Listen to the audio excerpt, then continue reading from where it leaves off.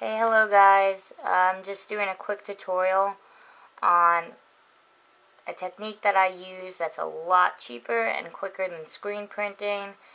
Everyone's been talking about how they want to do screen printing for the Occupy t-shirts and other wearable art, but unfortunately screen printing can be expensive and it can be time consuming. This is it's not super fast, but it's definitely faster than screen printing, and it's a hell of a lot cheaper. So first we're going to go over what you're going to need. Okay, first thing is an iron. You're definitely going to need this. Any iron will do. Next you're going to need paint. Now you have a few options here. You can dish out a little bit more money and get screen printing ink. Now this is professional and it's very high quality. When you normally see shirts with designs on them, they were used with screen printing ink. However, you do not need to spend that much money. You could just simply get acrylic paint. These little tubes that you can get from any store, whether it be Walmart or an art store like Michael's, you can get them pretty much anywhere in the craft section. They range from about 50 cents to $1. You've got apple barrel, folk art, enamels, which I guess also is folk art. There's plenty of different types, and they're very cheap, and they work very well. So I would suggest this because we're all feeling the pressures of the financial downturn right now. Nextly, obviously, you're going to need fabric. We're going to be doing bandanas, so I have this little cutout. Now, as far as the design, you can either draw your own design, or you could just, if you're not that artistically inclined, you can simply print a design out. I did the Guy-Fawkes mask for this stencil. Now what you're going to do is you're going to take this disposable palette paper. If you don't have that or you can't find it, it can be bought at any art store. But if you can't find it, you could also use wax paper or parchment paper. Now, parchment paper is better because, like this, it has a distinguishable waxy side and a matte side. Whereas wax paper, it doesn't stick as well. So what you're going to do, as I already have done for you, is you're going to take a piece of paper, put it over the stencil because it is translucent, and you're just simply going to just copy it, and to avoid confusion, if you want to shadow in the parts you'll be cutting out.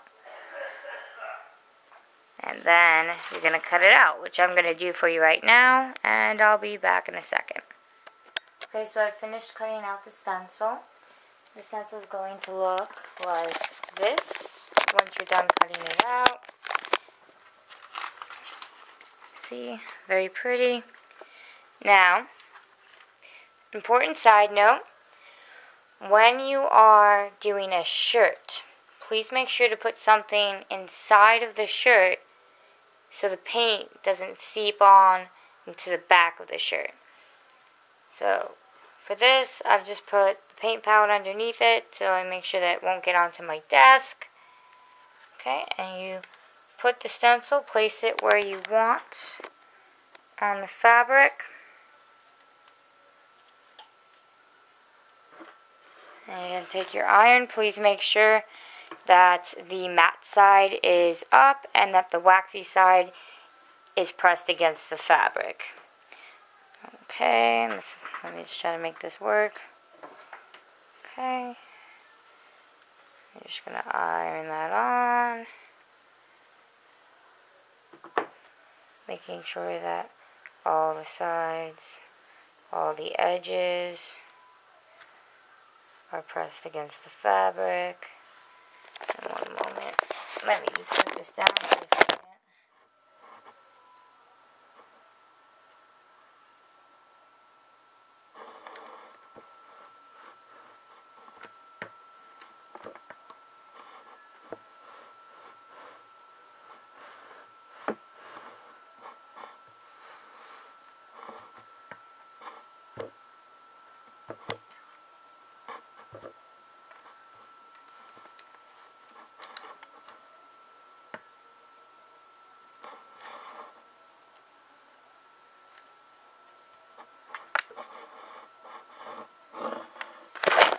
Okay. Once you're done ironing it on, the stencil should be taut onto the fabric, almost kind of poking out. There shouldn't be any edges of the stencil curling or anything like that. So let me just unplug the iron so I don't burn my house down. Okay. Now when you're cutting a stencil out, you can use an X-Acto knife like this. These are the best. They're made for stencils, and they have precision blades. It's best to get the most amount of details and the finest details with these. However, they are about $5, and if you don't have that, you could always use a razor blade. I wouldn't use anything thicker than a razor blade though, or you're not going to get very precise edges. Okay, so now the fun part begins. We're going to apply the paint. I just need to find my paint. Where'd you go? Oh, here we go. Okay. Now, when you're applying the paint, you can use either a brush or you can use a squeegee. Pretty much you can use your fingers if you want. That doesn't really matter. I'm going to use this.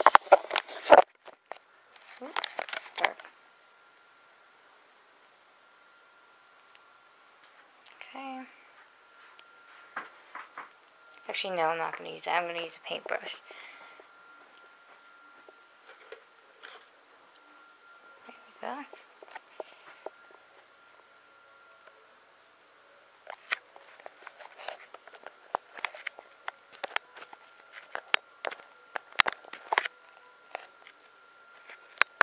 There we go.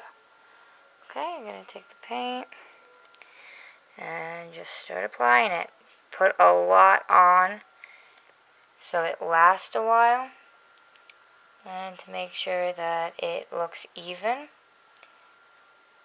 Now if you want to give it kind of a rustic look, then you could apply the paint sparingly. But if you do that, please be warned that the paint will fade if you wash it a lot. That's why you want to put as much as paint onto the stencil as possible to make sure that your t-shirt or bandana or what have you will last a while. Sorry, I know that I'm moving all around with this camera.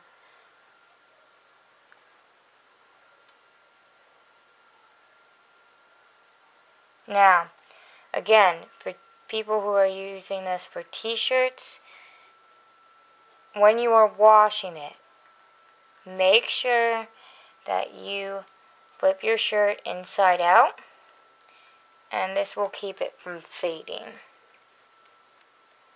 Now obviously with a bandana, you can't flip it inside out, so just put a lot of paint and don't wash it that much.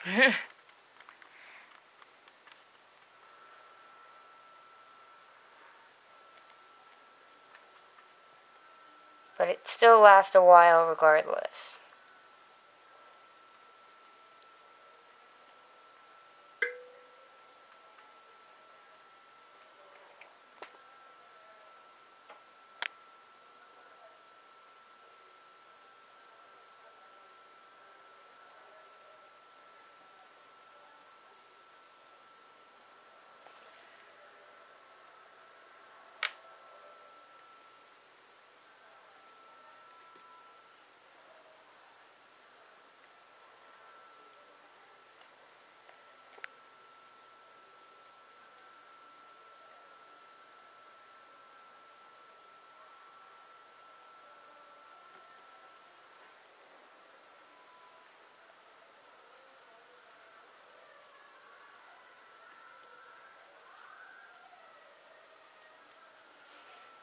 Now if you want, you can of course fast forward this. I'm just applying the paint.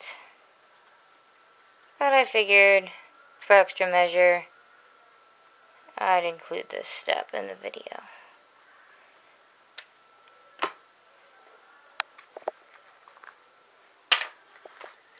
Getting some more paint. Yeah. There we go.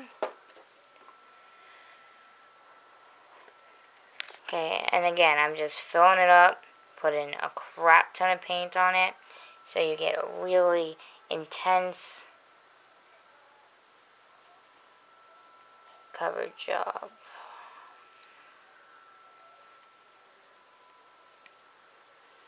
And this way it looks even, and also looks professional.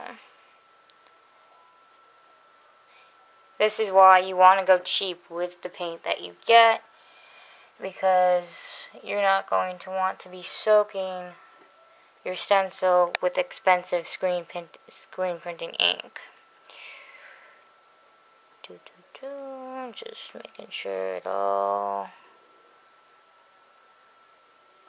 is covered nicely, almost done.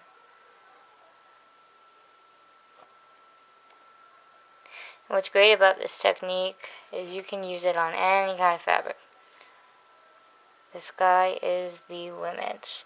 Now in another video, I think I'm going to do another video, I'm going to show you how to make stencils for fabrics or pretty much anything with manila folders. The perks of that are that you can reuse them over and over again. The problem with using wax paper is once we are done with this, you have to throw it away. The edges start to welt and curl because they're covered with paint.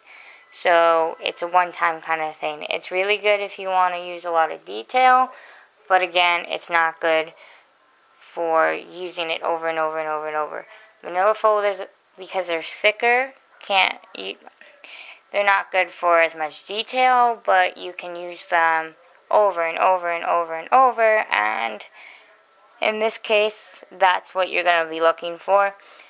We'll probably do a 99% one that's simple and quick, but I figured the Guy-Fawkes mask would be best for the wax paper.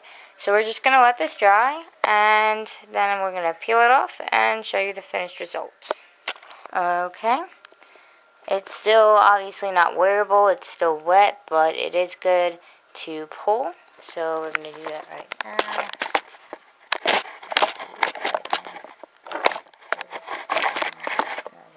You're just going to have to deal with that. Okay, go slowly. Very slowly. And make sure the fabric is taut against whatever surface you're using.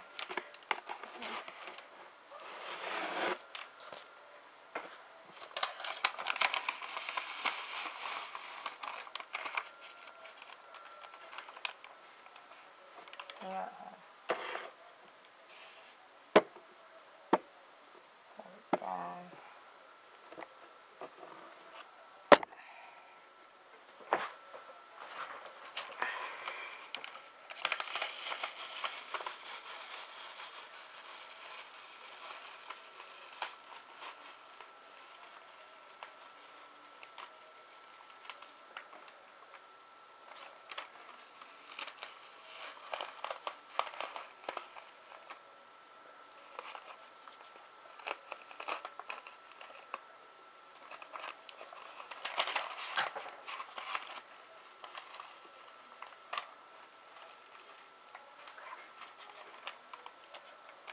This part is always the trickiest part. Especially when you have finite details.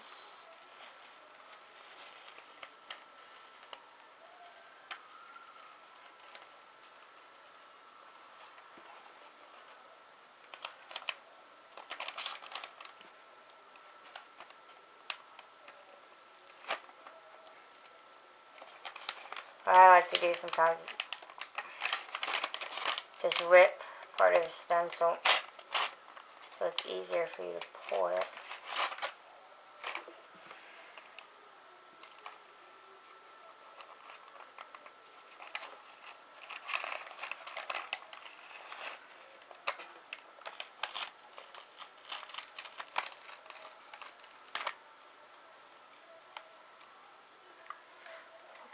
Okay. Get the last final details.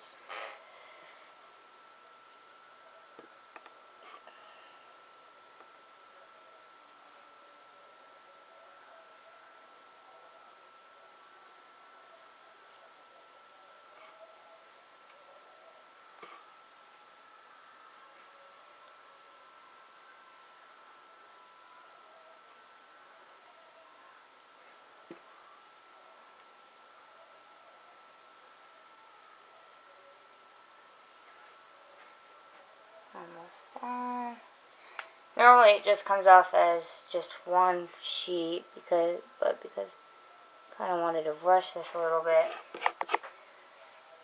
The paint was still wet, making it a bit harder to pull off the entire stencil. Here we go. Magnificent. Okay. I think everything's off. Yes, yes. Okay. And now it's time for you guys to see the finished product.